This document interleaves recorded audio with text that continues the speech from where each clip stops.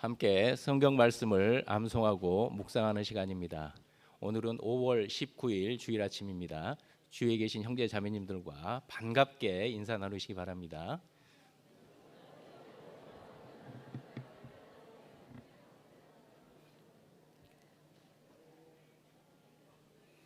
네, 오늘도 휴대폰 살펴주셔서 말씀에 방해가 되지 않도록 전원을 꺼주시거나 무음으로 해주시면 감사하겠습니다.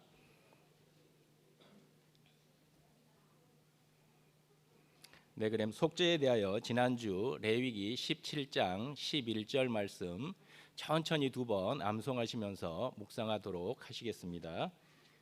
육체의 생명은 피에 있음이라 내가 이 피를 너희에게 주어 단에 뿌려 너희의 생명을 위하여 속하게 하였나니 생명이 피에 있으므로 피가 죄를 속하느니라.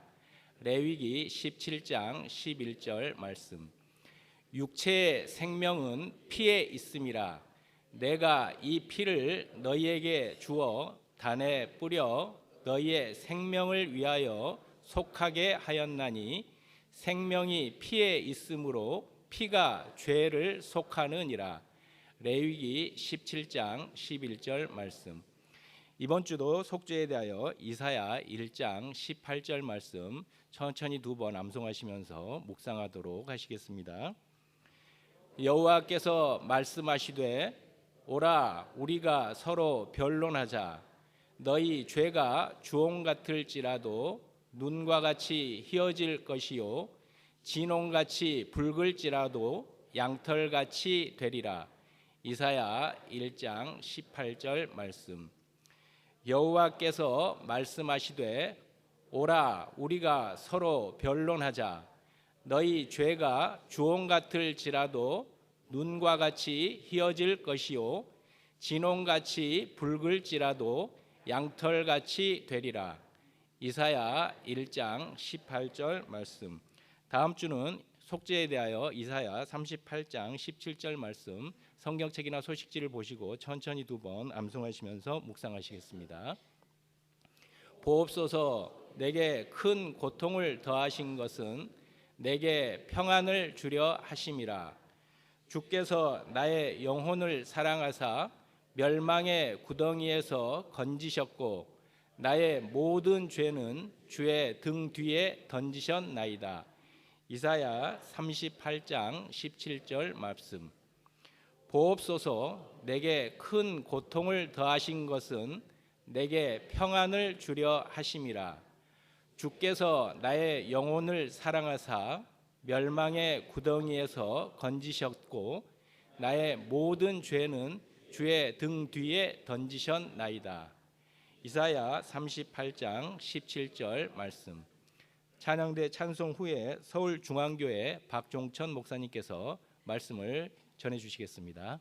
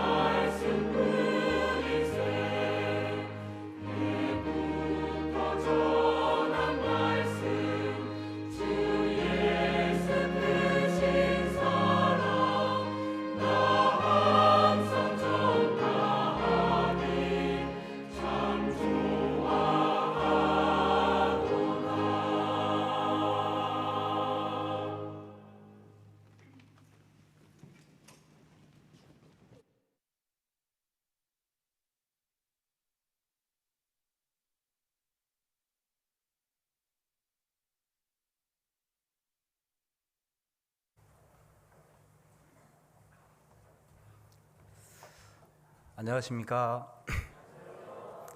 네, 청주교회는 개인적으로 두 번째 방문입니다. 설교를 왔던 건 아니고요. 예전에 집회 방문으로 청주교회를 한번 온 적은 있습니다. 그래서 청주교회가 사실은 조금은 익숙한 것 같습니다. 처음 온 건 아니니까요. 그리고 찬양대 찬양하실 때 이렇게 형제자매님들 얼굴을 좀 보면서요, 내 안에 있는 주님의 사랑이 제 앞에 있는 우리 형제자매님들 속에도 있지, 이런 생각을 하니까 마음이 좀 편해지는 것 같습니다. 맞습니까? 경계의 눈빛으로 쳐다보지 말아달라는 얘기입니다. 오늘 하나님의 말씀을 주님 안에서 귀하게 받고 마음속에 새기고 한 말씀이라도 지키려고 하는 그런 시간이 됐으면 좋겠습니다. 그런 마음으로 오셨죠? 그냥 동아리 활동하러 오신 거 아니죠? 감사합니다. 기도하고 말씀 상고하겠습니다. 기도 올리겠습니다.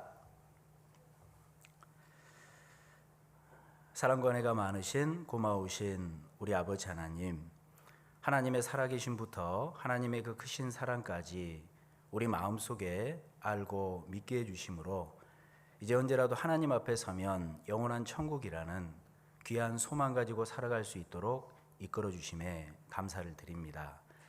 구원은 받았지만 여전히 세상 가운데 지치고 여전히 세상 가운데 어려운 일들을 만날 때 저희들의 마음이 식어지고 또 주님의 뜻을 따라가는 삶이 얼마나 어렵다는 것을 또 알아가고 있습니다.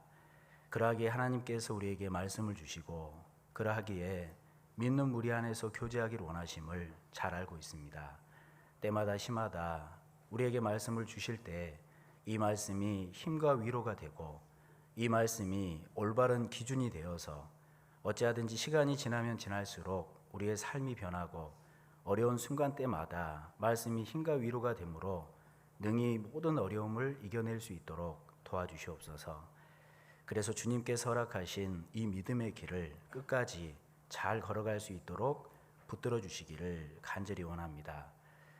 또 세상 가운데 지쳐 있었을 우리의 마음을 오늘 하나님의 말씀을 통해 위로해 주시고 또 저희들이 주님 만나는 그날까지 어찌하든지 정로의 길이 무엇인지 일깨워 주시기를 간절히 기도합니다.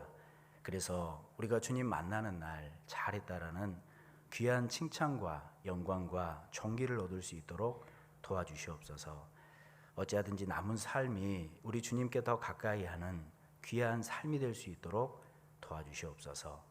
말씀이 오늘 이 시간 역사해 주셔서 우리 개개인의 심령 속에 역사해 주시고 한 말씀이라도 마음속에 새겨질 수 있도록 도와주시옵소서. 모든 기도 저희를 사랑하시는 주 예수님의 이름으로 감사하며 기도드렸습니다. 아멘. 저희들 말씀 찾겠습니다. 누가복음 22장입니다. 누가복음 22장 말씀을 찾겠습니다.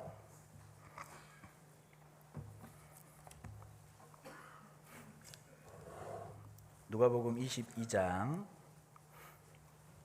54절 말씀입니다. 누가복음 22장 54절. 찾으셨으면 저를 한번 봐주시면 찾으셨구나 이렇게 알 수 있습니다. 오늘 약속입니다. 말씀 찾아보시죠 그랬을 때요, 찾으시면 저를 봐주시면 됩니다. 그래야 말씀 찾으셨다는 걸 인지하고 또 말씀을 상고할 수 있습니다. 잊어먹으시면 안 됩니다. 감사합니다. 우리 누가복음 22장 54절부터 제가 몇 절을 읽어드리겠습니다. 54절입니다. 예수를 잡아 끌고 대제사장의 집으로 들어갈새 베드로가 멀찍이 따라가니라. 사람들이 뜰 가운데 불을 피우고 함께 앉았는지라. 베드로도 그 가운데 앉았더니 한 비자가 베드로의 불빛을 향하여 앉은 것을 보고 주목하여 가로되 이 사람도 그와 함께 있었느니라 하니 베드로가 부인하여 가로되 이 여자여 내가 저를 알지 못하노라 하더라. 조금 후에 다른 사람이 보고 가로되 너도 그 당이라 하거늘 베드로가 가로되 이 사람아 나는 아니로라 하더라.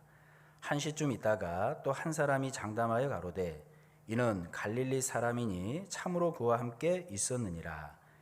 베드로가 가로되 이 사람아 나는 너 하는 말을 알지 못하노라고 방금 말할 때에 닭이 곧 울더라.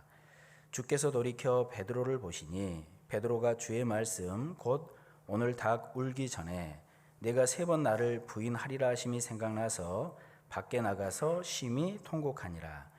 우리 60절 말씀부터 62절까지만 다시 한번 같이 한번 읽어보실까요?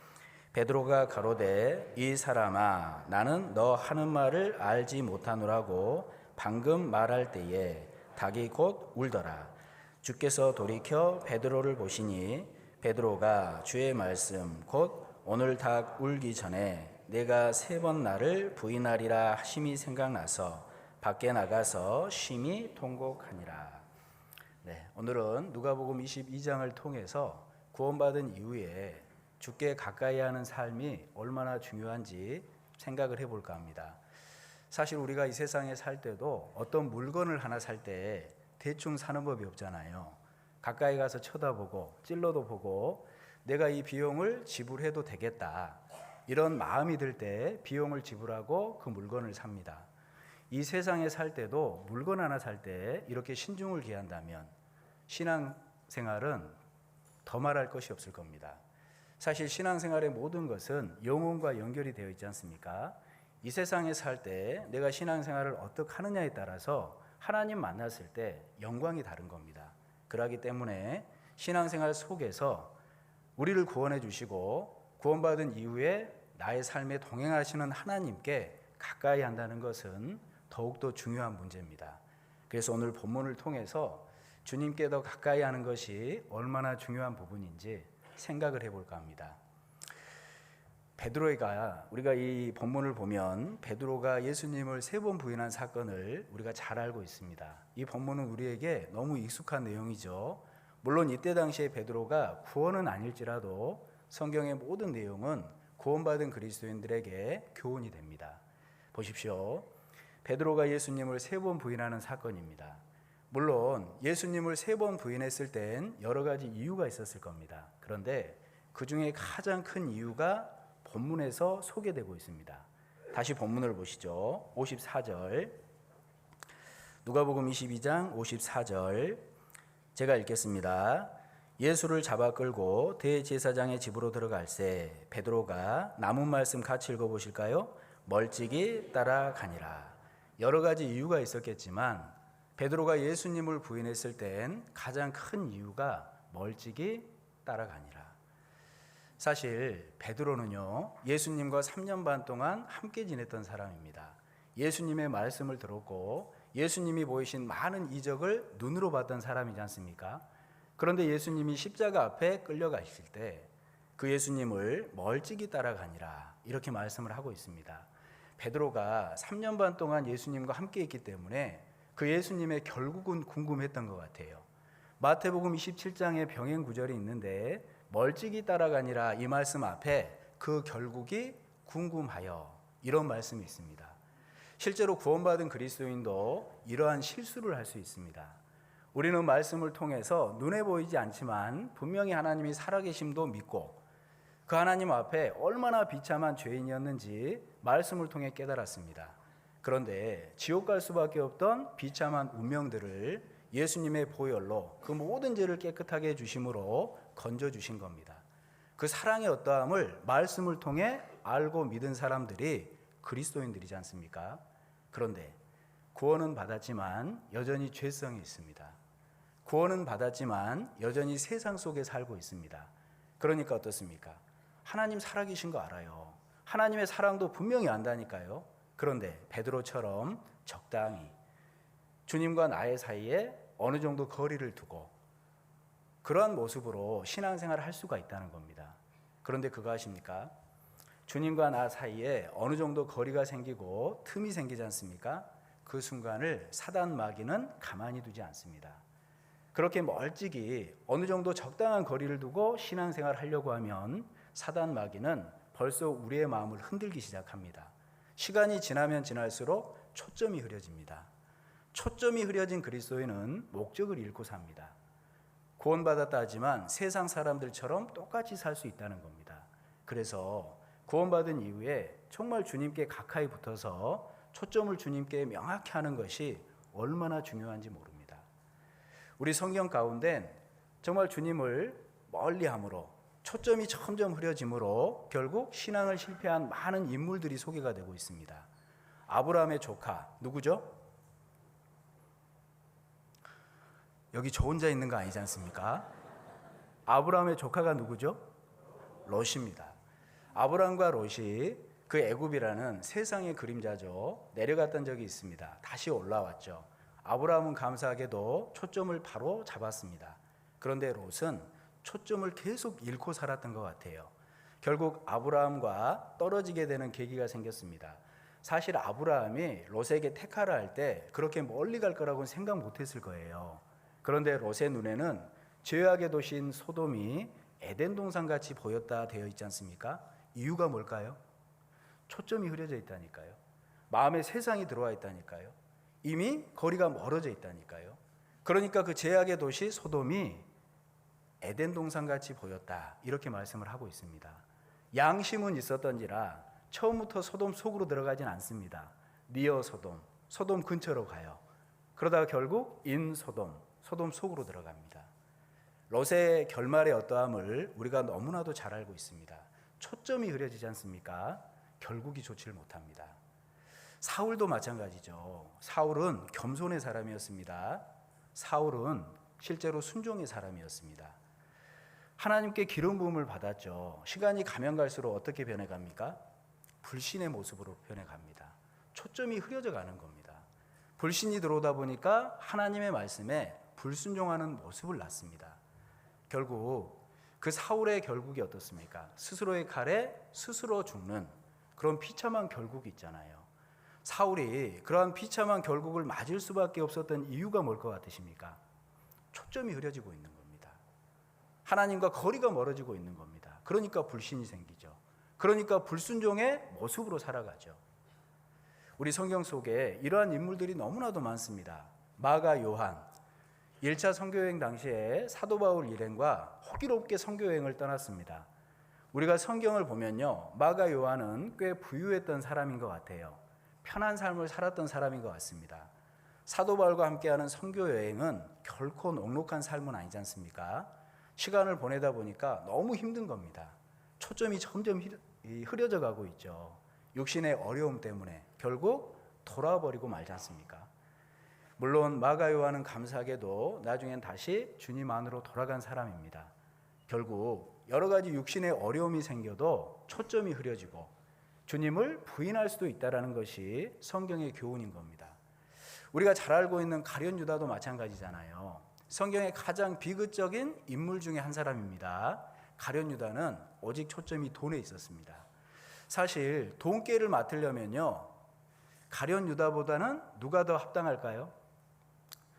세리였던 마태가 더 합당한 거예요, 사실은요. 그렇지 않겠습니까? 그런데 돈에 대한 욕심 때문에 계속 본인이 돈깨를 맡겠다고 주장했던 것 같습니다. 결국 초점이 흐려지잖아요.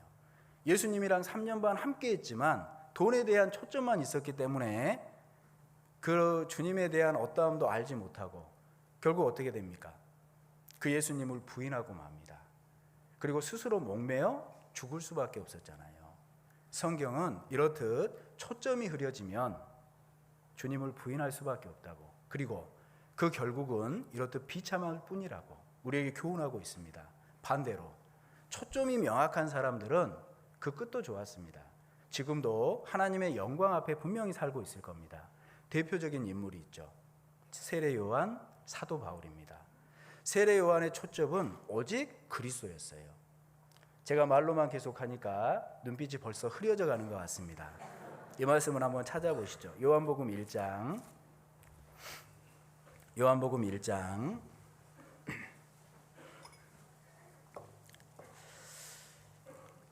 1장 6절 7절입니다. 6절 7절 우리 이 말씀은 찾으셨으면 같이 한번 읽어보시죠. 하나님께로서 보내심을 받은 사람이 났으니 이름은 요한이라. 저가 증거하러 왔으니 곧 빛에 대하여 증거하고 모든 사람으로 자기를 인하여 믿게 하려 함이라 그랬습니다. 실제로 세례 요한은 이 땅에 사는 이유, 그 초점이 명확했던 사람입니다. 오직 그리스도를 증거하러 왔다. 그렇기 때문에 그의 삶은 불필요한 게 없었습니다. 이 음식은 메뚜기와 석청이었고 옷은 약대 털옷 한 벌이면 됐잖아요. 정말 심플한 삶이었지 않습니까? 이유가 뭡니까? 초점이 그리스도께 명확했기 때문에 그렇습니다. 사도 바울도 마찬가지입니다. 사도 바울의 선교 여행을 한번 생각해 보십시오. 사도 바울이 구원받은 이후에 아라비아 다수에서 오랜 시간 훈련을 받습니다. 안디옥 교회로 가서 1차, 2차, 3차 선교 여행을 다니는데 사실은 그 거리만 생각해도 어마어마합니다. 1차 선교 여행은 약 2년 동안 2,400km를 이동합니다. 차로 이동이 아닙니다. 걸어서 100km잖아요. 2차 선교 여행 당시엔 3년 5,600km예요. 3차는요, 약 5년 동안 역시 5,600km 정도 이동을 합니다. 어땠을 것 같으셔요? 그러한 시간들이 오직 복음을 위해서지 않습니까? 사도 바울이니까 그렇게 살았지 아닙니다. 초점이 명확했어요. 오직 그리스도입니다. 빌립보서 1장도 한번 가보시죠. 빌립보서 1장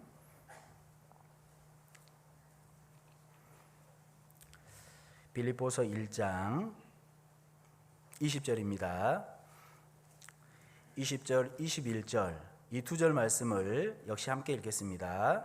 나의 간절한 기대와 소망을 따라 아무 일에든지 부끄럽지 아니하고 오직 전과 같이 이제도 온전히 담대하여 살든지 죽든지 내 몸에서 그리스도가 존귀되게 하려 하나니 이는 내게 사는 것이 그리스도니 죽는 것도 유익함이니라. 이 말씀 속에 사도 바울의 초점이 어디에 있습니까? 오직 그리스도니. 내가 살아도 그리스도를 위해, 죽어도 그리스도를 위해 삶의 초점이 오직 그리스도였습니다. 그랬기 때문에 그런 복음의 길을, 그런 복음의 어려움들을 능히 감당할 수 있었다는 겁니다. 구원받은 이후에 신앙의 길은요, 결코 녹록지 않습니다. 초점이 흐려지면 그 틈을 반드시 사단 마귀는 흔들어댑니다. 초점이 흐려지면 목적이 이루어질 수밖에 없습니다. 그렇기 때문에 주님은 어찌하든지 구원받은 이후에 초점을 명확히 하고 살기를 원하십니다. 하나님께, 그리스도 예수께. 그런 사람이 주님을 위해 살 수 있다라는 겁니다. 우리가 삶 가운데 초점이 주님께 맞춰져 있다. 이게 뭘까요? 한 번쯤은 생각을 해봐야 되지 않겠습니까? 일상생활을 하면서 초점이 명확한 사람은요, 꽃 한 송이를 보더라도 창조주 하나님을 생각합니다. 요즘 꽃 예쁘게 많이 피어 있죠. 답 안 해주시면 당황스럽습니다. 늘 저 혼자 있다고 생각을 하거든요. 답을 해주세요. 네. 요즘에 밖에 보시면 꽃이 너무나도 많이 피어 있습니다. 우리 형제자매님들은 그 꽃을 보면서 무슨 생각하세요? 하나님께서 만드셨다고. 어떻게 색깔도 이렇게 예쁘고 모양도 어떻게 이렇게 예쁘냐고. 그렇죠? 초점이 청주교회는 초점이 주님께 있는 것 같아요. 네. 순종하시잖아요. 그 꽃 한 송이를 보면서도 창조주 하나님을 생각하는 사람은 초점이 주님께 가 있는 사람입니다. 그런데 꽃 구경 간다고 말씀 빠져요. 꽃 구경 간다고 모임 빠져요. 초점이 어디에 있는 사람이죠? 세상에 있는 거죠. 꽃을 보면서 하나님을 생각하라고 만들어 놨더니 꽃 구경 간다고 주님을 멀리해요. 꽃 구경 간다고 말씀과 모임에 빠져요. 초점이 흐려져 있는 사람입니다. 구원받은 그리스도인이 정말 주님께 초점이 명확하다는 게 뭘까요? 일상생활 속에서 그리스도의 고난을 생각하는 겁니다. 일상생활 속에서 주님의 죽으심, 주님의 피를 생각하는 겁니다. 제가 아직도 기억에 남는 간증이 하나 있습니다. 아주 오래전인데 어느 자매님께서 그런 간증을 하십니다. 바느질을 하다가요, 바늘이 손가락을 꽉 찔렀대요. 그런데 피가 나더랍니다. 그냥 초점이 불명확하면요, 그냥 그러려니 아야 아프다, 내가 실수했겠지, 이렇게 생각할 수 있겠죠? 그런데 그 자매님이 뭐라고 간증하는 줄 아세요? 나는 바늘에만 찔려도 이렇게 아픈데 예수님은 내 죄 때문에 그렇게 못 박으시고 예수님은 나 때문에 그렇게 채찍 맞으시고 온통 그런 고통을 당하심으로 피를 흘리셨는데 그 고통이 어떠할까, 그런 생각을 했다는 겁니다. 제가 그때 구원받은 지 얼마 안 됐을 때였는데요, 그 간증을 들으면서 야, 저분은 정말 주님께 시선이 명확하신 분인가 보다, 그런 생각이 든다니까요. 지금도 그 간증이 마음속에 남아 있습니다. 구원받은 그리스도인이 일상생활을 하면서요, 예수님과 나와의 관계를 생각지 않고 삽니다. 예수님의 피를 생각지 않고 삽니다. 초점이 흐려질 수밖에 없죠. 구원받은 그리스도인이 정말 주님께 초점이 있다는 건 예수님의 죽음을 생각하는 겁니다. 예수님의 피를 어찌하든지 생각하려고 하는 모습이 있다는 겁니다. 특별히 우리 구원받은 그리스도인은 마지막 때에 살고 있습니다. 주님께 초점이 있다는 건 내가 얼마나 마지막 그 임박한 때를 살고 있냐 생각하는 겁니다. 우리가 성경 강연회 때마다 듣는 말씀들이지 않습니까? 마태복음 24장, 누가복음 21장, 디모데후서 3장, 마지막 때 이런 징조들이 있을 거라고 주님은 말씀하셨습니다. 그리고 그러한 징조들을 우리가 뉴스상으로 우리 일상생활 속에서 얼마든지 보고 있습니다. 제가 정말 두려운 게 뭔지 아세요? 우리 누가복음 18장에 보면 인자가 올 때에 세상에서 믿음을 보겠느냐 그랬어요. 그러니까 마지막 때가 되면 그리스도인들마저도 간절한 믿음이 사라진다 이 말입니다. 그리스도인들마저도 초점이 흐려진다 이 말입니다. 그때 세상에 하나님은 기대할 게 없는 거예요. 어떻겠습니까? 정리하실 수밖에 없죠. 세상은 날로 악해져 가죠. 그 악을 막을 수 있는 건 그리스도인의 모습인데 그리스도인들마저도 초점이 흐려져 간다니까요. 그리스도인들마저도 간절한 믿음이 없다니까요. 그러니까 주님은 더 이상 기대할 곳이 없다니까요. 정리할 수밖에 없지 않겠습니까? 우리 때를 한번 생각해 보십시오. 그냥 드라마만 보면서 웃고 있을 때가 아닙니다. 뉴스의 여러 가지 모습을 보면 우리가 얼마나 마지막 때를 살고 있는지 명확하게 알 수 있잖아요. 우리 요즘 뉴스 들을 때마다 그런 생각 좀 안 드시던가요? 얼마 전에 어느 여자가 사람을 이렇게 죽이면서요, 사람 죽이고 싶어서 그게 궁금해서 죽여봤다고, 그런 뉴스들이 가득한 세상입니다. 우리 강남 한복판에서 어른들이요, 아이들한테 마약을 타서 음료수를 나눠주는 시대예요. 무서운 시대 아닙니까? 중학생들이 동급생들 먹이려고 만들어 놓은 급식 떡볶이에다가요 설사약을 타놓은 시대입니다. 그걸 먹고 동급생들이 복통을 일으켜요. 니네들 왜 그랬냐? 뭐라 그런 줄 아세요? 장난으로요. 죄책감도 안 느낍니다. 우리 때가 정말 악으로 치달아가는 시대라는 걸 분명히 알으셔야 돼요. 하나님은 악이 가득하면 반드시 심판하셨습니다. 우리가 초점을 명확히 한다는 게 뭡니까? 내가 얼마나 마지막 때를 사는지 마음속에 좀 새기고 사는 겁니다. 우리 요한계시록 22장 한번 가보시겠습니까? 요한계시록 22장 10절입니다.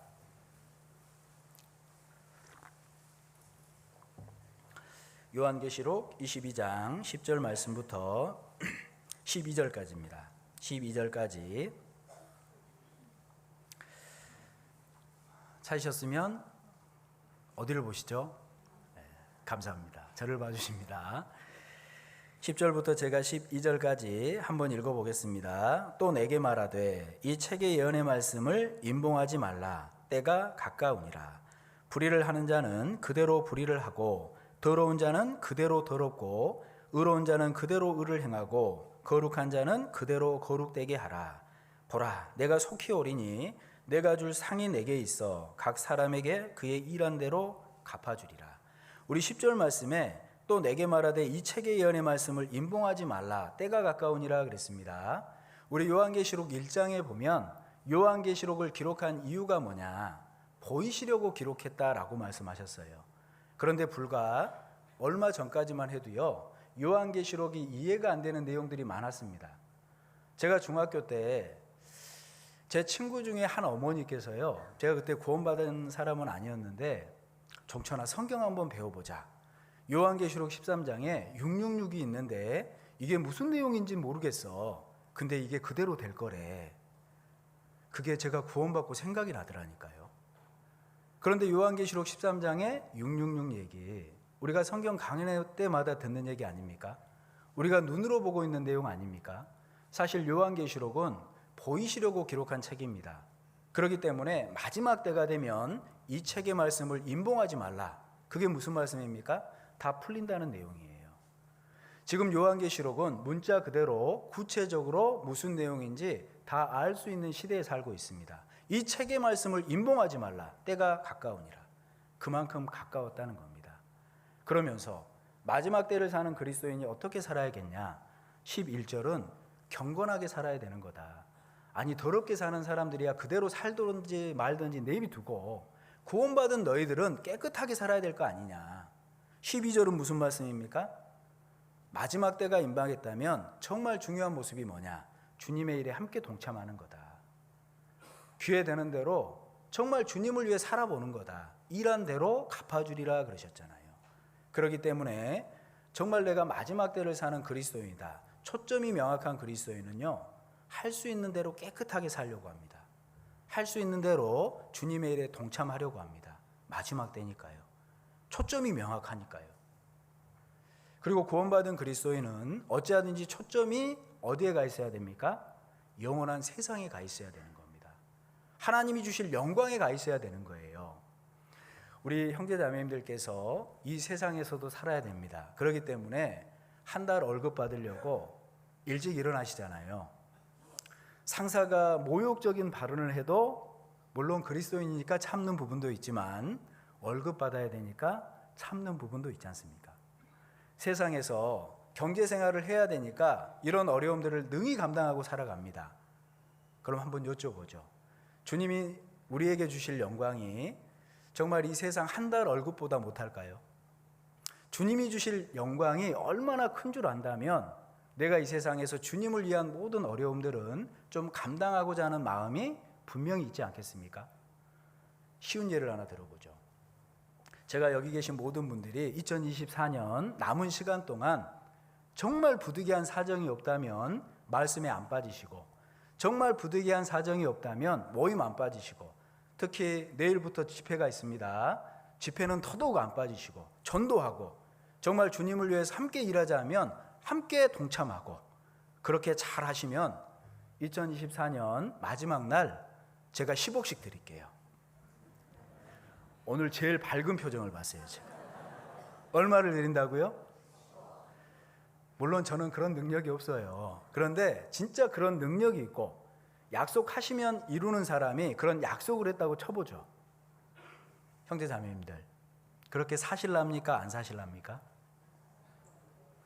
그렇게 살죠. 10억인데 10원이 아닙니다. 10억이라니까요. 그럼 다시 하나 여쭤볼게요.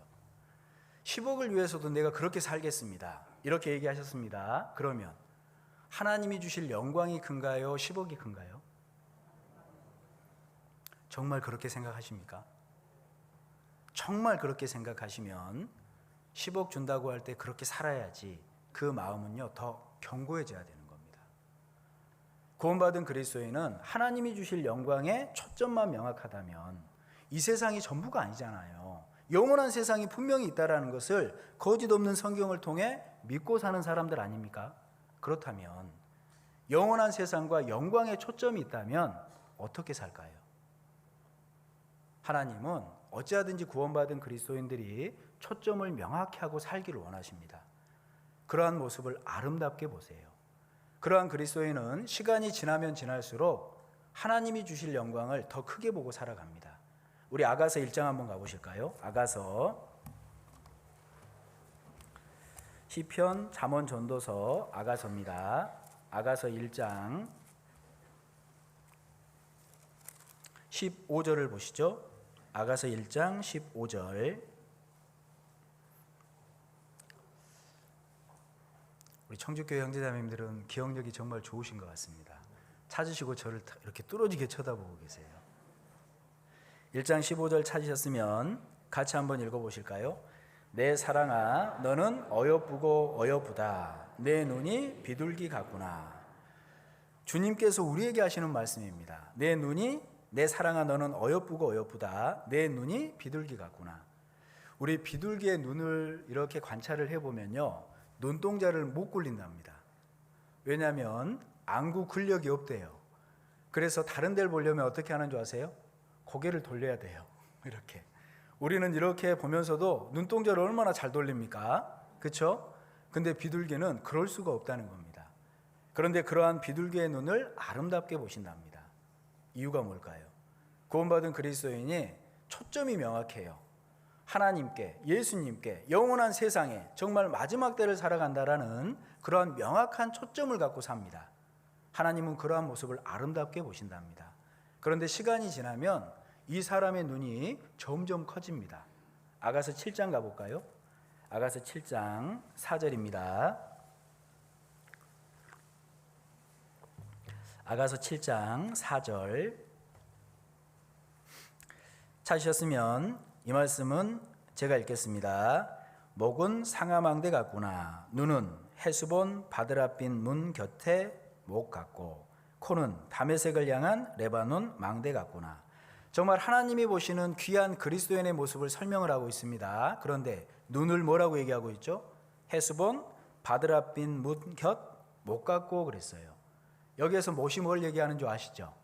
연못입니다. 그러니까 비둘기 같았던 작은 눈이 초점이 계속 주님께 있으므로 시간이 가면 갈수록 연못과 같은 큰 눈으로 바뀌었다 이 말입니다. 구원받은 그리스도인이 초점이 명확한 삶으로 시간을 보내지 않습니까? 하나님이 주실 영광이 너무 크게 보이는 겁니다. 하나님이 주실 상급이 너무 크게 보이는 겁니다. 어떻게 살 것 같으세요? 하나님이 주실 영광이 너무 크니까 어떤 사람은요 세상 것도 포기하고 살아요. 하나님의 영광 때문에. 어떤 사람은 신앙생활 때문에 세상 것 손해봐도 된다라고 생각하고 삽니다. 왜요? 하나님이 주실 영광이 너무나도 크다는 걸 알기 때문에, 보고 살기 때문에 그렇습니다. 그렇기 때문에 하나님께서는 어찌하든지 구원받은 이후에 주님께 초점을 명확히 하고 주님을 더 가까이 하는 것이 얼마나 큰 복인지 성경을 통해 계속 교훈하고 있습니다. 그래서 오늘 남은 시간은 본문을 통해서 그렇다면 정말 구원받은 이후에 주님께 가까이 하는 삶이라는 게 뭐냐 구체적으로 한번 생각을 해보겠습니다. 그 첫 번째는 기억하셔야 됩니다. 닭 울음소리를 기억하고 사는 거예요. 다시 본문 가보시죠. 누가복음 22장 60절입니다. 60절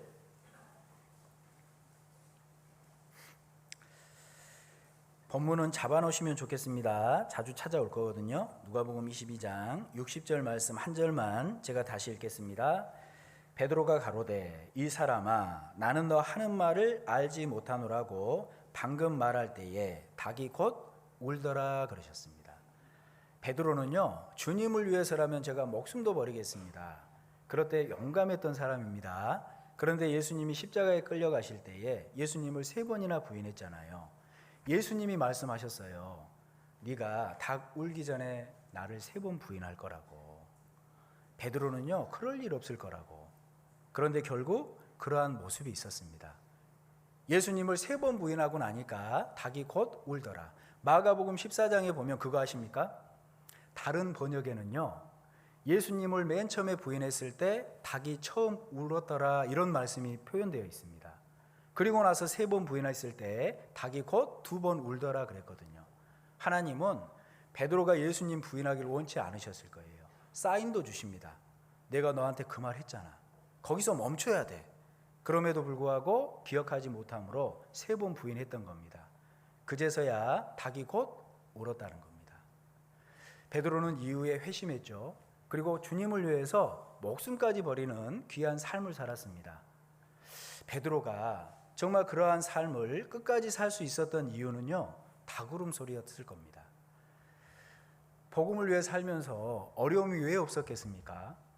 정말 주님을 위해 살면서 외로움이 왜 없었겠습니까? 주님을 위해 살면서 오해가 왜 없었겠습니까? 정말 그 복음을 전하는 삶은 결코 녹록진 않았을 거라니까요. 그럼에도 불구하고 닭 울음소리를 들을 때마다 베드로의 마음속엔 그런 마음이 있었을 겁니다. 그렇지. 내가 그때 예수님을 부인했지. 닭 울음소리를 들을 때마다 그런 생각이 들었을 거예요. 내가 그때의 실수를 2번 반복하지 말아야지. 구원받은 그리스도인에게 닭 울음소리는 그래서 중요합니다. 생각해 보십시오. 하나님께서 나의 삶 속에 정말 울려주시는 닭 울음소리가 뭔가 한 번쯤은 생각해 봐야 될 문제 아니겠습니까? 이 부분을 설명하기 위해서 부득이하게 제 개인적인 간증을 드릴 수밖에 없을 것 같습니다. 양해해 주시면 감사하겠습니다. 제 인생 가운데 닭울음 소리는요, 크게 3번 있습니다. 첫 번째 구원받았을 때겠죠. 저는 28의 구원을 받았어요. 결혼하고 구원을 받았는데 제 고향은요, 저기 시골 섬입니다. 물론 그렇게 생기진 않았죠. 시골 섬이기 때문에 시골을 가려면 보통 밤 12시에 출발을 해요. 왜냐하면 첫 배를 타야 되거든요. 12시에 출발하던 그 시간에 피곤해서요, 좀 휴게소 가서 일찍 쉬어야겠다, 속도를 엄청 올렸던 것 같습니다. 서해안고속도로 1차로로 막 달리고 있는데 그때 2차로에 있던 화물차가요, 갑자기 들어왔어요. 이쪽으로 꺾자니 중앙선에 부딪혀 제가 죽을 것 같고, 이쪽으로 꺾자니 차에 부딪혀 자매가 죽을 것 같고, 그 짧은 순간에 참 별 생각이 다 들더라니까요. 결국은 끽끽끽 하다가 일자로에 뒤집혔습니다. 다행히 구르진 않았어요. 딱 뒤집혀서 차가 멈췄거든요. 살아야 되잖아요. 문을 딱 여니까요, 뒤에 새벽 1시 반 정도 됐는데 화물차들이 막 달려오는 겁니다. 어땠을 것 같으세요? 제가 그 전까지만 해도요, 동생이 늘 말씀 듣자고 할 때, 야, 사람이 죽으면 끝이지 영원한 세상이 어딨어. 사람은 이 세상에서 잘 살면 되는 거야. 도덕적으로 살면 돼. 돈도 좀 모으고 명예나 권력도 좀 얻고 사람들한테 칭찬받으면서 그렇게 사는 게 전부인 거야. 죽으면 끝이지 뭐가 있어. 제가 늘 그렇게 외쳤던 사람이라니까요. 그런데 죽음 앞에 섰을 때 그 새벽 1시 반에요, 제가 그때 시간을 아직도 잊지 못합니다. 벌벌 떨고 있어요. 아니, 죽으면 끝이라고 외쳤던 제가 왜 벌벌 떨고 있죠? 제 양심은 알았던 것 같습니다. 죽으면 끝이 아니라고. 그 멀리서 화물차들이 달려오는데 털썩 주저앉아서 덜덜 떨고 있는 제 몸을 봤다니까요. 내가 왜 이러지? 죽으면 끝이라고 했던 내가 왜 이러고 있지? 그때 동생이요, 오빠, 죽으면 끝 아니라고. 성경엔 영원한 세상이 있다고. 그 얘기가 생각이 나는 겁니다. 감사하게도 살았으니까 여기에 있죠. 그 차들이 저희를 다 비켜섰습니다. 그리고 그 차에 그 운전기사님들께서요, 저희를 한 사람 한 사람 꺼내줬어요. 그 차에 7명 있었거든요. 그리고 차도 옆쪽으로 다 옮겨졌습니다. 제가 참 당황스러웠던 게요, 그때 119 구급차가 이렇게 오셨거든요. 저희는 부른 적이 없습니다. 근데 다친 사람 없다고 막 저한테 화를 내는 거예요. 얼마나 섭섭하든지. 경찰차가 왔어요. 맨 처음에 하는 게 뭔지 아세요? 아유, 괜찮으세요? 선생님, 후. 음주 측정하는 겁니다. 제가 그때 참 사람이 이렇구나. 다행히 아무도 다친 사람 없이 올라오게 됐습니다. 제가 올라오는 견인차 속에서요, 동생한테 전화했다니까요. 오빠, 성경 한번 배워봐야겠다. 제대로 한번 배워봐야겠다. 말씀 배워봤더니요, 제가 말씀 배우기 전까지만 해도 사실 성경은 기독교인들이 들고 다니는 도덕책이라고 생각했습니다. 뭐 착하게 살면 좋은 데 가고 나쁘게 살면 나쁜 데 간다고 겁줘서 돈 좀 뜯어내서 교회 운영하는 거겠지. 단지 이렇게 생각했어요. 근데 성경을 배우면서요, 이틀 만에 하나님 살아계십니다. 제가 무릎 꿇었다니까요. 제가 이틀 배우고 나서요, 왜 그 죽음 앞에서 벌벌 떨었는지도 이해가 됐습니다. 제 말씀 듣지도 않았는데 내가 죽음을 건너가면 하나님 만날 준비가 안 된 사람이구나. 그래서 그렇게 무서웠구나. 그게 깨달아졌어요. 그리고 예수님에 대한 소식을 말씀을 통해 들었습니다. 28 전까지만 해도요, 예수님이 죽으신 거 알았죠. 역사적인 사실이지 않습니까? 그런데 나랑 뭐 궁금했던 거 한 가지는 있어요. 아니, 성인이라고 했던, 그렇게 깨끗했다라고 했던 예수님이 왜 그렇게 흉악한 범죄인들이 달리는 십자가에 죽고 있지? 나랑은 무관했던 거죠. 그런데 그때 말씀을 배우면서 깨달았습니다. 그분이 나 때문에 저렇게 죽고 있었던 거구나.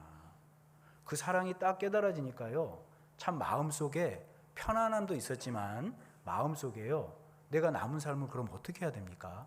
이런 의문도 올라오더라고요. 그래서 저는 지금도요, 서해안고속도로 오고 갈 때마다 서해안고속도로 목포 방향 대천 IC 5km 전 지점, 그곳에 딱 차가 뒤집혀 있었거든요. 그곳은 저에게 닭울음 소리입니다. 한번 생각해 보십시오. 그때 죽었으면 저 어디에 있어요? 생각하기도 싫습니다. 그때를 생각하면 닭살이 올라와요. 정말 하나님이 살려주셔서 구원해 주시고 지금은 감사하게도 교회 가운데 살아갈 수 있도록 기회 주신 것도 너무 감사한 겁니다. 형제자매님들도 마찬가지실 겁니다. 나를 구원해 주신 그 예수님의 사랑을 올려주신 그 닭울음소리 한 번쯤은 생각해 보십시오. 아니, 매일마다 생각할 수 있다면 그 사람은요, 하나님의 사랑을 잊지 않고 살아갈 수 있습니다. 왜 닭울음소리가 중요합니까? 구원받은 이후에도 마찬가지입니다. 신앙생활 잘했을까요? 못했을까요? 저걸 잘했다고 해야 돼, 못했다고 해야 돼, 막 이런 갈등이 생기시죠? 죄송합니다. 6개월 동안 헤맸습니다. 제가 28에 구원을 받았기 때문에요, 직장생활 하면서 구원을 받았거든요. 세상이 얼마나 좋았겠습니까? 단번에 세상을 끊는다는 게 쉽지가 않더라고요. 제대로 못했습니다. 근데 참 희한하죠. 말씀 빠지고 놀러 가잖아요. 다리가 부러져서 왔습니다. 모임 빠지고 어디 갔다 오잖아요. 꼭 문제가 생겨서 왔습니다. 한 번은요, 제가 이 차를 빌려서 친구들이랑 어디를 가는데 사고가 났어요. 제가 졸음운전을 했거든요. 근데 그 차가 대포차인 겁니다. 몰랐어요. 앞에 차를 들이받았는데 정확히 약 999만 1,000원인가 2,000원인가 치료비랑 수리비랑 다 이렇게 청구하니까 그 정도 나오더라고요. 그때 제 마음속에 어떤 생각이 있었냐면, 구원받아도 돈은 필요하지, 맞는 얘기죠. 그런데 그때 주님께 드리는 건 없었거든요. 지금도 생각이 듭니다. 징계였다고. 그게 얼마나 헛된 거였는지. 제가 그때 그래도 세상에 살려면 돈도 좀 있어야 돼, 돈도 좀 모아야지, 그래서 통장에 딱 1,000만 원 모아놨을 당시거든요. 근데 99만 1,000원인가 처리하고 9,000원 남았어요. 자매랑 그랬잖아요. 주님이 커피 한잔 하고 가래. 그때 제 마음속에 딱 들었던 확증은요, 야, 하나님이 불어버리시면 내가 아무리 모은다고 해도 소용이 없는 거구나. 그때부터 헌금하기 시작했습니다. 그러니까 사실 저한테는요, 하나님은 두려운 대상이었습니다. 아니, 모임 빠지고 말씀 빠지면 다리 부러뜨리시죠. 뭐 안 하면 1,000만 원 훅훅 날려버리시죠. 뭐 잘못하면 바로바로 징계를 하시니까 너무 두려운 겁니다. 그때 당시에 저희 큰아이가 생겼어요. 하나님이 주신 마음이었을 것 같습니다. 그때 큰아이가 딱 생겼을 때 제 마음속에 어떤 생각이 들었냐면, 내가 잘못하면 이 아이가 잘못될 것 같다라는 생각이 들더라고요. 그래서 그때 하나님께 기도했던 내용이, 하나님, 제가 잘은 모르겠는데요, 어쨌든 교회 안에 있으라고 하셨으니까 교회 안에 한번 있어 볼게요. 그래서 일정을 조율하기 시작했습니다. 가능하면 말씀 안 빠지려고, 가능하면 모임 안 빠지려고.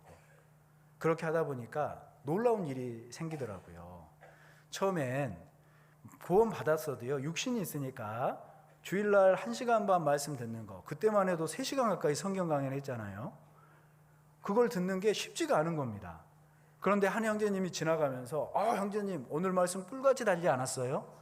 제가 속으로 그랬죠. 뭔 꿀, 힘들어 죽겠는데. 근데 마음을 딱 바로 하고요, 말씀을 듣기 시작하니까 제가 그 얘기를 하고 있더라니까요. 아니, 목사님이 방금 기도하고 말씀을 시작했는데 이제 5분 흐른 것 같아요. 그런데 말씀 끝났대요. 에? 진짜 말씀이 이렇게 달구나. 말씀을 사모하는 마음을 주시더라니까요. 모임은요, 이제 오지 말랄까 봐 겁나요. 왜냐하면 말씀이 들어가니까요, 세상에서 내가 이렇게 살면 안 되겠구나. 직장에서 그렇게 살다 보니까 왕따도 당합니다. 핍박도 있습니다. 전도를 하다 보니까요, 저희 지점장님이 그러셨다니까요. 야, 나도 교회 다녀. 왜 너만 그렇게 유별나게 굴어? 그러면서 지점장님이 저를 투명인간 취급했다니까요. 한번 생각해 보십시오. 세상에서 그런 투명인간 취급받고 어려움이 있으니까 어디 가고 싶을 것 같으세요? 교회 가고 싶은 거예요. 우리 형제자매님들한테 일려주고 싶은 겁니다. 기도해달라고 좀 부탁하고 싶은 거예요. 그거 아십니까? 교회를 사모하는 마음은요, 세상에서 구별되려고 하는 사람에게 사모하는 마음을 주시는 겁니다. 저절로 생기는 마음은 절대 아니에요. 정말 그런 일들이 딱 있다 보니까 그게 생각이 나더라고요. 정말 구원받으면 말씀이 사모함이 되고 교제가 사모함이 된다라는 말이 무슨 얘기인지 이해가 되더라니까요. 그래서 제 신앙생활의 닭울음 소리, 그래도 마음을 가지고 할 수 있도록 하나님께서 올려주신 닭울음 소리는 저희 큰아이예요. 저희 큰아이를 지금 볼 때도요, 그때 생각이 계속 납니다. 벌써 그 아이가 이제 고3이 됐거든요. 그 아이를 볼 때마다 내가 그 얘기도 해줘요. 내가 너 때문에 그래도 신앙생활 한다. 너도 잘해야 된다. 이런 얘기를 하거든요. 그래서 저희 큰아이는 제 신앙생활의 닭울음 소리입니다. 구원받은 이후에도 여러 가지 어려움들이 있지 않습니까? 그런 어려움 속에 하나님이 또 제게 올려주신 닭울음 소리가 있습니다. 제가 조그맣게 사업을 했던 사람인데요. 그 사업을 하다가 그 사업을 다른 사람한테 넘겨줘야 되는 어려움을 만난 적이 있습니다. 참 믿음이 없었던 모습인 것 같긴 한데요. 자다가 가슴 위에다가 돌을 하나 꽉 얹어놓은 것 같이 답답함 느낄 때 있으셨어요? 벌떡벌떡 일어나죠. 잠도 안 와요. 그렇게 잠도 많은 사람이. 그러면서 아이들의 모습을 보면서 이 애들을 어떻게 키우지? 막 이런 믿음 없는 모습이 있었을 때가 있습니다. 물론 지금도 없지만요. 근데 그때 그 새벽에 그래도 말씀 읽는 건 습관이 된지라 말씀을 폈죠. 말씀을 쭉 읽는데 어땠을까요? 하얀 건 정이고 검은 건 글씨예요. 하나도 안 들어옵니다. 그러던 때에 제 눈에 딱 들어오던 말씀이 있었습니다. 고린도후서 1장입니다. 한번 가보실까요? 고린도후서 1장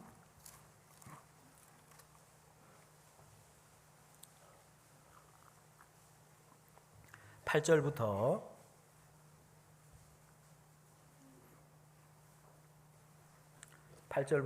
10절까지입니다. 고린도후서 1장 8절로 10절까지 자셨으면 같이 한번 읽어보시죠. 형제들아, 우리가 아시아에서 당한 환난을 너희가 알지 못하기를 원치 아니하노니 힘에 지나도록 심한 고생을 받아 살 소망까지 끊어지고 우리 마음에 사형 선고를 받은 줄 알았으니 이는 우리로 자기를 의뢰하지 말고 오직 죽은 자를 다시 살리시는 하나님만 의뢰하게 하심이라. 그가 이같이 큰 사망에서 우리를 건지셨고 또 건지시리라. 또한 이후에라도 건지시기를 그를 의지하여 바라노라 그러셨습니다. 그 새벽에 이 말씀이 눈에 확 들어오는 겁니다. 사도 바울이 3차 선교여행 당시에 마음의 사형 선고를 받은 것 같았다. 복음을 전했던 갈라디아 지역은 율법주의 때문에 흔들린다는 소식을 듣고 있죠. 3차 선교여행 당신이 마음과 몸은 얼마나 피폐져 있는 때입니까? 고린도 지역에선 사도가 아니라는 오해도 받고 있습니다. 마음의 사형 선고를 받은 줄 알았다. 그런데 사도 바울이 깨달은 게 있죠. 이러한 어려움이 있었던 이유가 뭐냐? 자기를 의뢰하지 말고 하나님만 의뢰하는 게 무엇인지 알게 하려고 이 시간 주신 거구나. 제가 그 새벽에요, 이 말씀에 눈이 번쩍 뜨였습니다. 하나님이 나 죽이려고 이런 시간 주시는 게 아닐 텐데, 정말 이러한 시간 속에 믿음 없는 나의 모습을 돌아보고 하나님을 의뢰하는 게 무엇인지 알게 하시려고 이 시간 주신 거구나. 제가 그때요, 또 한 가지의 생각이 어떤 게 들었냐면, 여러 가지 어려움을 형제자매님들이 만나면 제가 뭐라고 교제해 줬을까요? 그럴 때일수록 주님 가까이 하셔야 된다고. 그럴 때일수록 말씀 가까이 하셔야 된다고. 근데 그 새벽에 주님이 저한테 묻는 것 같더라고요. 너는 그렇게 할 수 있어? 자신은 없었지만 정말 이 말씀 때문에 그래도 지금까지 살고 있습니다. 지금도 어려움을 만나면 이 고린도후서 1장 8절로 10절 말씀은 저에게는요, 닭울음 소리입니다. 지금도 어려움을 만나면 말씀으로 달려가게 하는 닭울음 소리가 이 말씀이거든요. 사도 바울이 그랬던 것처럼 저도 정말 그러한 마음을 주시더라고요. 지금은 어렵지만 하나님을 의뢰하는 게 무엇인지 알게 하시고, 예전에도 건져주셨고 지금도 건져주실 거고 앞으로도 건져주실 그 하나님을 믿는 게 얼마나 큰 복인지 하나님이 이 고린도후서 1장 말씀을 통해 제 마음속에 깨뜨려 주신 게 정말 많습니다. 여쭤보죠. 우리 청주교회 형제 자매님들 구원 받으시고 교회 가운데 함께 하시면서 지금도 귀한 모습으로 살고 계십니다. 초점을 흐리시면 안 돼요. 정말 주님을 가까이 해야 되는데 주님을 가까이 한다는 건 다른 게 아닐 겁니다. 나의 구원이라는 닭울음 소리, 내가 교회 가운데 지금도 함께 붙들어 주시고 있는 닭울음 소리, 어려움을 만나면 그 어려움 속에서 울려주시는 닭울음 소리 듣고 살아야 되지 않겠습니까? 그러한 닭울음 소리를 듣고 사는 사람이요, 초점이 흐리지 않고 그렇게 닭울음 소리를 듣는 사람이 주님께 가까이 하는 신앙생활을 하고 있는 겁니다. 주님께 가까이 한다는 건 다른 게 아닐 거예요. 그리고 주님께 가까이 한다는 건 두 번째로 이러한 모습입니다. 다시 본문을 가보시죠. 누가복음 22장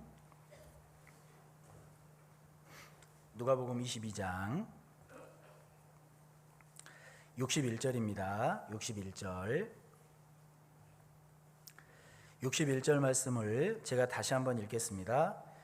주께서 돌이켜 베드로를 보시니 베드로가 주의 말씀 곧 오늘 닭 울기 전에 내가 3번 나를 부인하리라 하심이 생각나서 그랬습니다. 61절의 처음에 주께서 돌이켜 베드로를 보시니 그랬습니다. 베드로는 예수님을 부인했는데 그때에도 예수님은 베드로를 보고 계셨던 겁니다. 베드로가 예수님과 눈이 마주쳤겠죠? 예수님께서 그때 눈으로 베드로에게 무슨 말씀하셨을 것 같으세요? 야, 이 비겁한 놈아, 네가 나를 위해 목숨도 버린다더니 이런 어려움을 만나니까 네가 나를 3번 부인하냐? 이런 눈빛으로 쳐다봤을까요? 그럴 리가 없었을 겁니다. 아마도요, 정말 가련하게 쳐다보셨을 거예요. 지금이라도 늦지 않았다. 정말 그러한 눈빛으로 쳐다봤을 겁니다. 베드로가 그래서 그러한 눈빛을 느꼈기 때문에 심히 통곡한 거 아니겠습니까? 구원받은 그리스도인이 주님과 가까이 한다는 건 다른 게 아닙니다. 주님의 시선을 느끼셔야 돼요. 주님의 시선을 느끼는 게 주님께 가까이 한다는 겁니다. 우리는 일상을 보내면서 때로는 죄에 빠질 때도 있죠. 연약한 육신 가운데 있기 때문에 실수할 때도 있죠. 내가 죄에 빠져 있을 때, 실수할 때, 연약할 때, 특히 외로울 때, 그거 아십니까? 주님은 절대 우리에게 시선 거두지 않으셔요. 내가 시선을 거둘지는 몰라도 주님은 절대 우리에게 시선 거두시는 적이 없습니다. 욥기 7장을 한번 가보시죠. 욥기 7장입니다. 17절입니다. 욥기 7장 17절.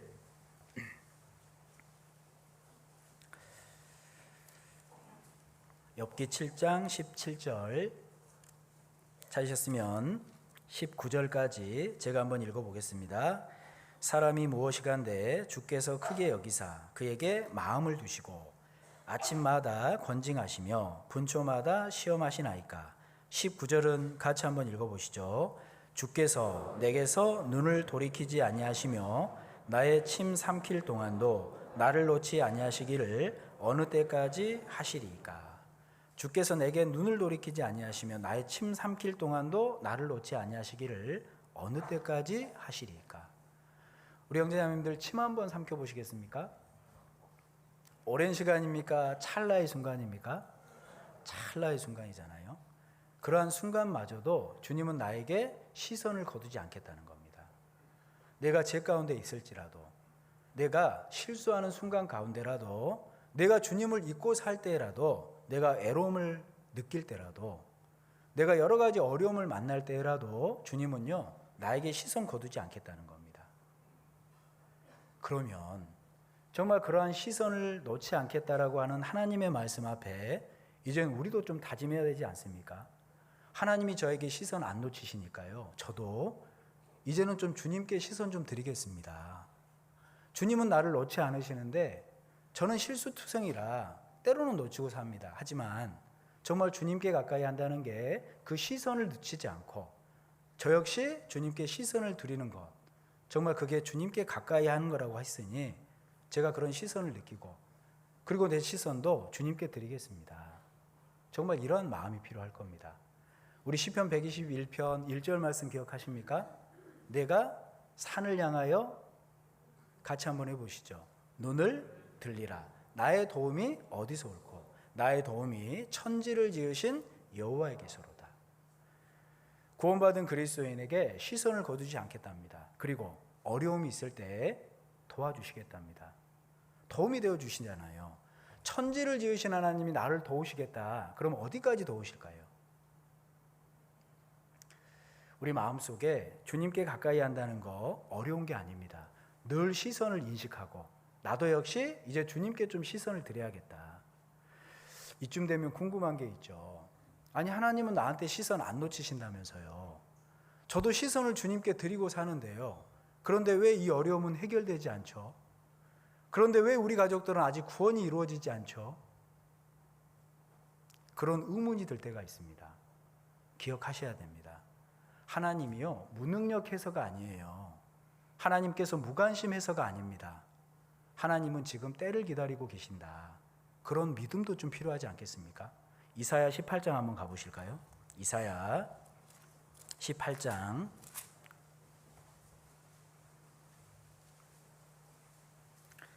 4절을 보시겠습니다. 이사야 18장 4절입니다.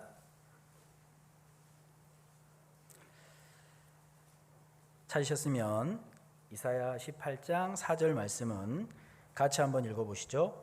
여호와께서 내게 이르시되 내가 나의 초소에서 정용히 감찰함이 쬐이는 일광 같고 가을 더위에 운무 같도다. 이때 당시에 유다는 아수르에서 큰 고통을 당하고 있습니다. 남유다가 얘기를 하죠. 이러한 고통 속에 왜 하나님은 무관심하십니까? 왜 하나님은 무능력하십니까? 하나님은 쬐이는 일광 같고 가을 더위에 운무시잖아요. 왜 무관심하십니까? 왜 무능력하십니까? 주님이 얘기하시는 겁니다. 시선을 놓치지 않고 있다. 내가 무능력해서가 아니다. 무관심해서가 아니다. 때가 되면 거두는 시기가 있다. 우리 농사 짓는 분들은 잘 아실 거예요. 열매라는 게 한순간 맺혀지는 게 아니지 않습니까?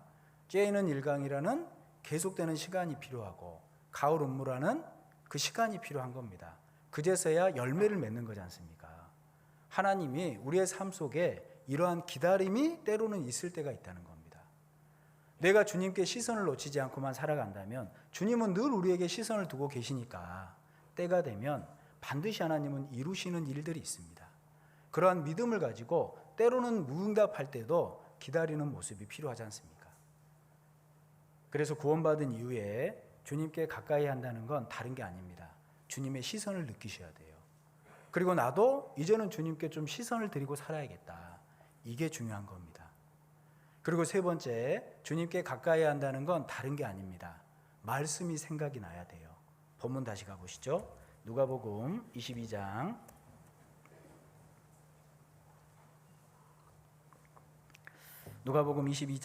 61절입니다.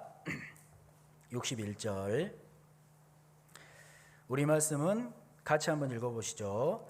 주께서 돌이켜 베드로를 보시니 베드로가 주의 말씀 곧 오늘 닭 울기 전에 내가 3번 나를 부인하리라 하심이 생각나서 그랬지 않습니까? 예수님을 3번 부인했습니다. 닭 울음소리가 들렸죠? 그때 예수님의 말씀이 생각이 난 겁니다. 구원받은 이후에 우리 그리스도인도 이러한 삶이 필요한 겁니다. 하나님의 말씀은 기준이거든요. 하나님의 말씀은 힘과 위로거든요.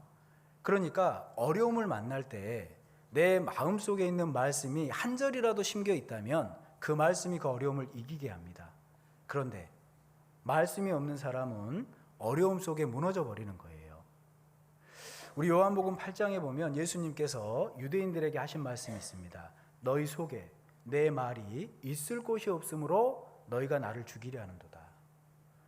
유대인들은 성경 박사들이에요. 그런데 왜 너희 속에 내 말이 있을 곳이 없다 그러시죠? 새겨진 말씀이 없는 겁니다. 새겨진 말씀이 없으면 그거 아십니까? 고난 속에서 무너지는 겁니다.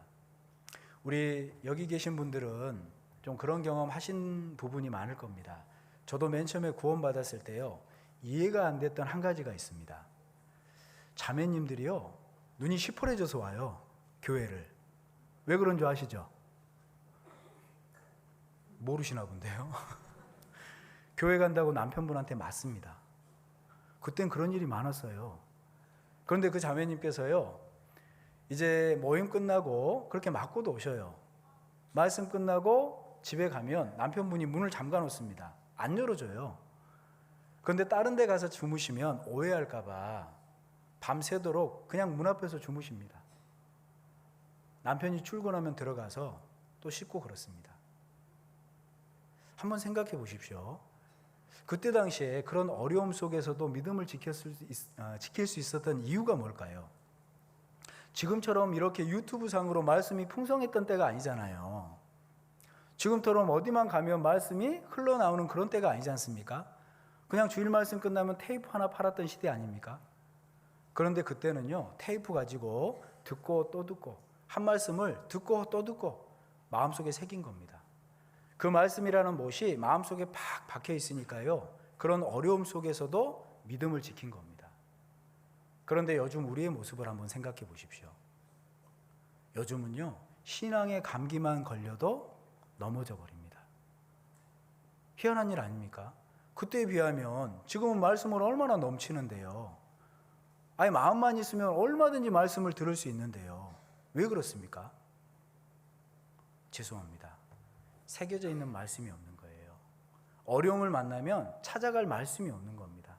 외로움을 만나면 위로해 줄 말씀이 없는 겁니다. 그저 내 방법대로, 내 생각대로. 그러다 보니 넘어질 수밖에 없죠. 베드로가 회심했던 이유가 뭡니까? 주의 말씀이 생각나서. 구원받은 그리스도인이 실수해도 일어날 수 있는 비결이 뭡니까? 말씀이 생각이 나야 됩니다. 우리가 주일 말씀을 듣고 수요 말씀을 듣고 모임 때마다 말씀을 듣습니다. 한번 여쭤보죠. 복습하십니까? 이 표정을 기대한 건 아닌데 복습하셔야 됩니다. 정말 하나님의 말씀이 이러이러하다, 마음속에요 반복해서 새기는 말씀이 한 절이라도 있으면 제가 약속 하나 드릴까요? 그러한 그리스도인은 삶이 변화가 됩니다. 정말 마음속에 말씀을 새기고요, 한 말씀이라도 지키고 살아가려고 하죠. 제가 또 다른 약속 하나 드릴게요. 그 말씀이 힘과 위로가 됩니다. 그리고 그러한 그리스도인이 간증하는 게 뭔지 아세요? 한번 따라해 보시겠습니까? 이 말씀은 곧 하나님이시다. 요한복음 1장 1절 말씀이니까 아멘 하죠. 이게 아니고요, 삶의 체험 속에서 이 말씀은 곧 하나님이십니다. 아멘이 된다니까요. 구원받은 그리스도인은 어찌하든지 이 말씀이 생각날 수 있도록 마음에 새기고 또 새기고 정말 한 말씀이라도 지키려고 하는 모습이 필요하다, 이 말입니다. 그 말씀이 생각나면 하나님이 약속해 주신 것들이 많습니다. 요한복음 1장에 우리가 여전히 주님 만날 때까지 때로는 어두움 속에 갇힐 때가 있습니다. 그런데 말씀이 생각나면 그 어둠에서 건져주겠다. 내가 일상생활을 하면서도 말씀이 생각나죠? 모든 것이 은혜다 느낄 수 있습니다. 구원받은 그리스도인이 말씀이 기준이 딱 되어 있죠? 그러한 그리스도인에게 하나님의 뜻을 나타내 주셔요. 요한복음 1장 말씀에 그러한 말씀들을 계속하고 있는 겁니다. 말씀은 곧 하나님이신데 그 말씀을 마음속에 새기고 말씀을 지키려고 한번 살아봐라. 그러면 어두움에 갇혔을 때 어둠은 결코 빛을 이기지 못한다. 건져내 주시겠다, 이 말입니다. 우리의 마음속에 어둠이 들어올 때요, 한번 가만히 생각을 해보십시오. 내 수단과 내 방법으로 그걸 이겨낼 수 있습니까? 어떤 분들은 그래요. 내가 지금 어려움에 있으니까요, 내 마음이 좀 어두우니까 내가 이게 정리가 되면 교회 나올게요. 그분 절대 못 나옵니다. 마음속에 있는 어두움은 말씀으로 깨는 거예요. 마음속에 있는 어두움, 어려운 환경 속에 있는 모든 부분들은 말씀으로 이겨낼 수 있습니다. 그리스도인은 그래요. 그렇기 때문에 어려움을 만나면, 마음에 어두움이 있으면 더더욱 말씀 앞으로 나오셔야 되는 겁니다. 그 말씀이 생각나서 그 모든 것을 이긴다니까요. 그리고 하나님의 뜻은 요한복음 1장에 성경 속에 나타내셨다. 하나님의 뜻을 우리가 어디서 합니까? 하나님의 마음과 하나님의 계획을 우리가 어디서 알아갑니까? 말씀을 통해 알아가는 겁니다. 말씀 덮어놓고 하나님의 뜻이 이러하다 오해할 수 있어요. 말씀 덮어놓고 하나님의 뜻이 이러하다 착각할 수 있습니다. 잘못 선택할 수 있어요. 하나님의 말씀은 기준이지 않습니까? 선택의 순간 앞에 더더욱 하나님의 뜻이 이거다 나타내신다고요. 그래서 내가 어떤 선택의 순간 앞에 있을 땐 더더욱 말씀을 가까이 하셔야 됩니다. 그 말씀이 생각났을 때 하나님의 뜻이 이거구나 알 수 있기 때문에 올바른 선택을 하고 사는 겁니다.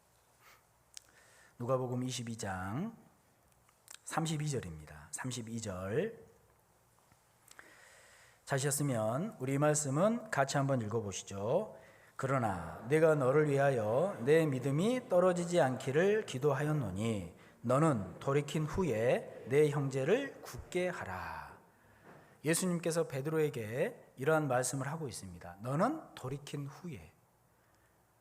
내가 때로는 죄 가운데 넘어지고 때로는 연약한 육신이 있어서 실수하고, 그런데 얼렁뚱땅 대충대충 적당히 이게 아닙니다.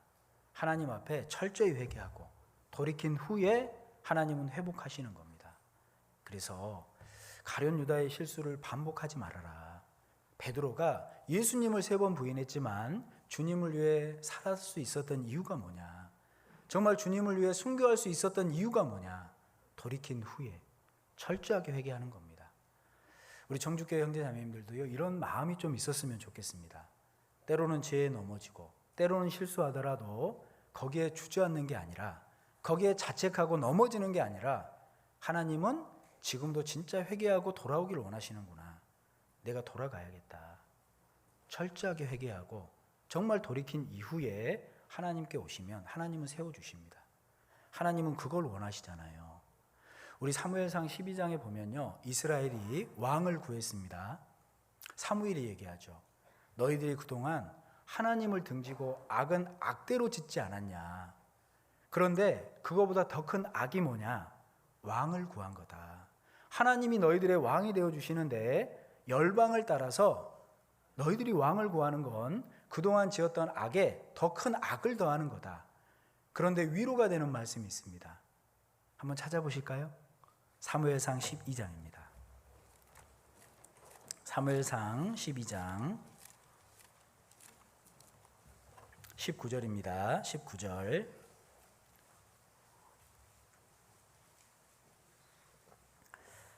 사무엘상 12장 19절. 19절부터 20절까지 같이 한번 읽어보실 텐데요. 말씀을 찾는 소리가 아직도 들려서 제가 기다리고 있는 겁니다. 다 찾으셨습니까?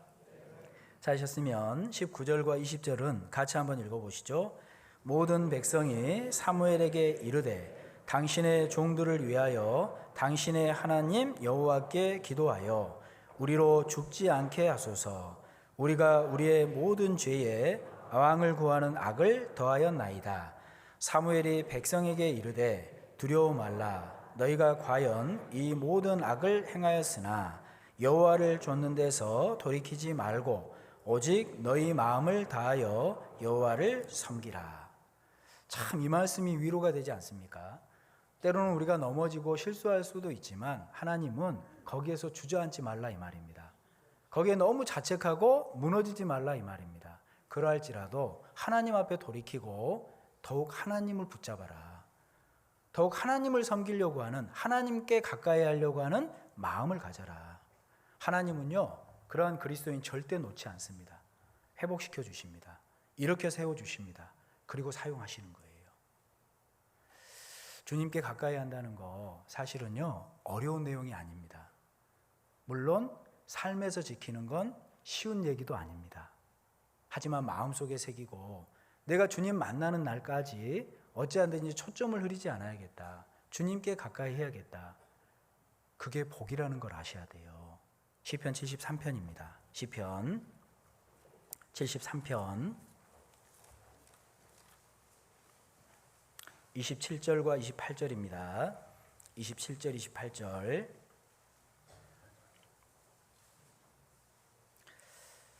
시편 73편 27절, 28절. 우리 정리하는 말씀이니까요. 이 말씀은 같이 함께 읽겠습니다. 대저 주를 멀리하는 자는 망하리니 음녀같이 주를 떠난 자를 주께서 다 멸하셨나이다. 하나님께 가까이함이 내게 복이라. 내가 주 여호와를 나의 피난처로 삼아 주의 모든 행사를 전파하리이다. 대저 주를 멀리하는 자는 망하리니. 구원받은 그리스도인이 지옥 갈 일은 없을 겁니다. 그런데 구원받은 그리스도인이 하나님을 모른 척하고 사는 것처럼 비참한 게 없는 겁니다. 구원받은 그리스도인이 하나님을 체험하지 못하는 삶처럼 안타까운 건 없는 겁니다. 구원받은 그리스도인이 세상 사람처럼 살다가 주님 만났을 때 부끄러움을 받는다. 사실 망하는 모습인 거예요. 반대로 어찌하든지 오늘 본문에서 생각했던 것처럼 쉽진 않아도 주님께 가까이 하는 게 뭐냐고 닭울음 소리를 생각하는 겁니다. 주님께 가까이 하는 게 뭐냐고 주님의 시선을 느끼는 거라고. 주님께 가까이 하는 게 뭐냐고 말씀을 정말 복습이라도 해서 마음속에 뼈같이 새겨서 한 말씀이라도 지키려고 해서 말씀이 생각나는 거라고. 그 말씀이 나를 지키는 거라고. 주님께 가까이 하는 게 뭐냐고. 철저하게 잘못을 했다면 돌이키고 하나님을 붙잡는 거라고. 그게 주님께 가까이 하는 거라고. 그것이 복이다. 하나님이 말씀하시지 않습니까? 주님께 가까이 함이 내게 복이라. 보십시오. 그러한 모습으로 주님을 가까이 하죠. 하나님은요, 그 사람을 보호하세요. 하나님은 그 사람을 들어 사용하시는데 그 사람에게 어떤 마음을 주실 것 같으십니까? 주님의 일을 전파할 수 있는 마음도 주십니다. 주님의 행사를 선포하리다 그랬잖아요. 그래서 구원받은 이후에 주님께 가까이 한다는 것이 이런 모습이고, 주님께 가까이 하는 것이 왜 복인지 주님 만날 때야 알게 되면 늦는 거지 않습니까? 말씀을 왜 주셨습니까? 주님께 가까이 하는 것이 이렇게 큰 복인 거다.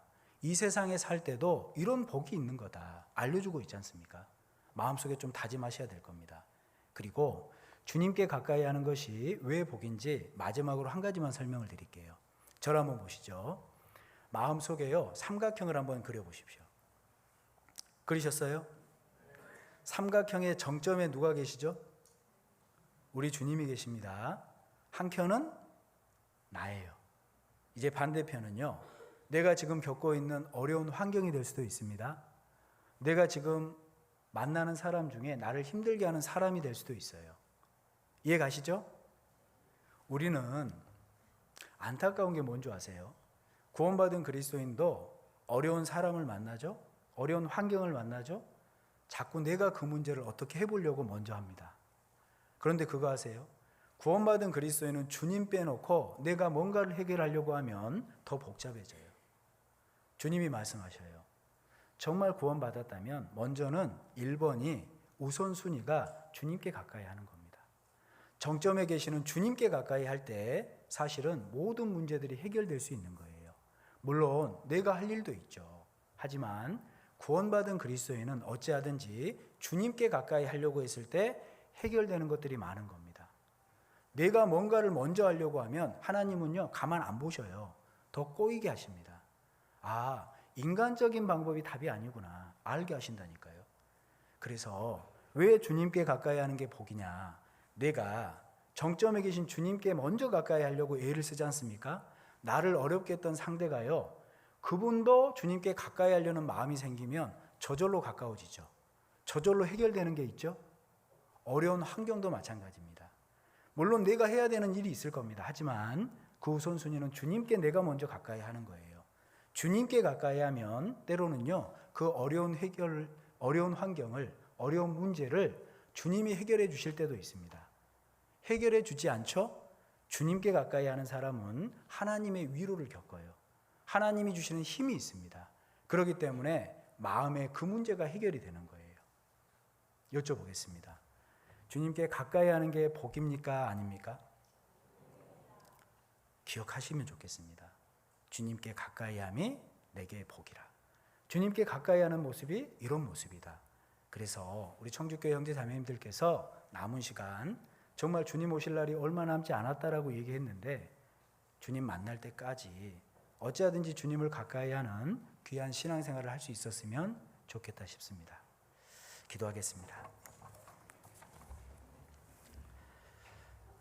사랑과 은혜가 많으신 고마우신 우리 아버지 하나님, 오늘 하나님의 귀하신 말씀을 통해 구원받은 이후에 주님을 가까이 하는 것이 얼마나 큰 복인지, 또 주님을 가까이 하는 것이 어떠한 모습인지 교훈해 주심에 감사를 드립니다.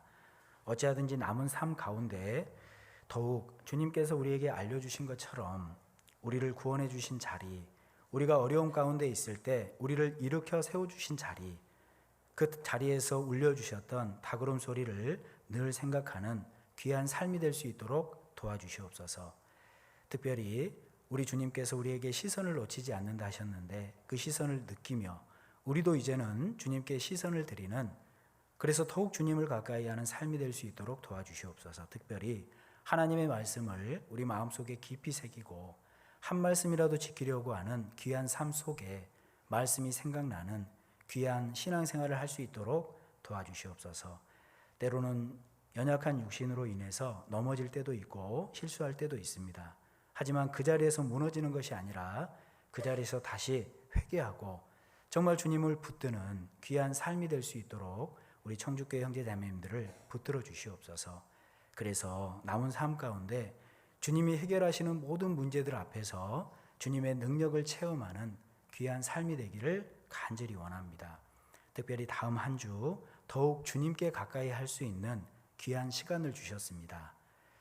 이뤄진 영혼들을 전도하는 귀한 시간이 될 수 있도록 앞서 행해 주시고 우리 청주교회 형제자매님들 더욱 주님께 가까이에는 한 주가 될 수 있도록 역사해 주셔서 우리가 먼저 하나 되고 하나됨을 통해 성령이 역사해 주심으로 많은 영혼들이 구원받고 많은 영혼들이 세워질 수 있도록 역사해 주시옵소서.